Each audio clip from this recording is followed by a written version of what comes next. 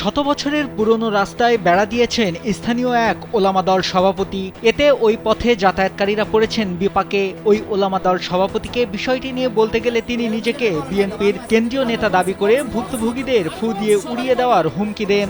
চাঁদপুরের ফরিদগঞ্জে এ ঘটনা ঘটেছে। ভুক্তভোগী মুজিবুর রহমান খোকন বলেন, তার পূর্বপুরুষেরা ওই পথ দিয়েই যাতায়াত করেছেন, আর এখন ওই রাস্তা নিজেদের বলে দাবি করে সেখানে বেড়া দিয়েছেন ঢাকা দক্ষিণ ওলামা দলের সভাপতি আলমগীর হোসেন খলিলি। তার কাছে সমাধানের জন্য গেলে তিনি নিজেকে বিএনপির কেন্দ্রীয় নেতা দাবি করে হুমকিও দেন ভুক্তভোগীদের। নিজ বাড়ির রাস্তায় বেড়া ও হুমকি দেওয়ার বিষয় উল্লেখ করে ফরিদগঞ্জ থানায় লিখিত অভিযোগ করেছেন মুজিবুর রহমান খোকন। তারেক জিয়ার ক্ষমতা দেয়, মির্জা ফখরুল ইসলাম আলমগীরের ক্ষমতা দেখায়, ওলামা দলের সভাপতি হেরা দেয়, এরকম বহুত কিছু হেরা ধমক দিতে আছে। সুস্ট্রিট দিলে উড়ে যায় কিনা।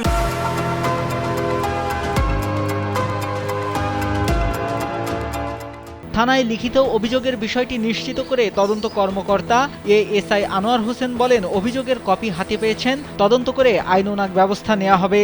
এদিকে আলমগীর হোসেন খলিলি নিজেকে বিএনপির কেন্দ্রীয় নেতা দাবি করায় ও বিএনপির ভারপ্রাপ্ত চেয়ারম্যান তারেক রহমানের সঙ্গে তার ঘনিষ্ঠ সম্পর্ক রয়েছে এমন কথা বলায় ক্ষোভ প্রকাশ করেছেন স্থানীয় বিএনপির নেতাকর্মীরা।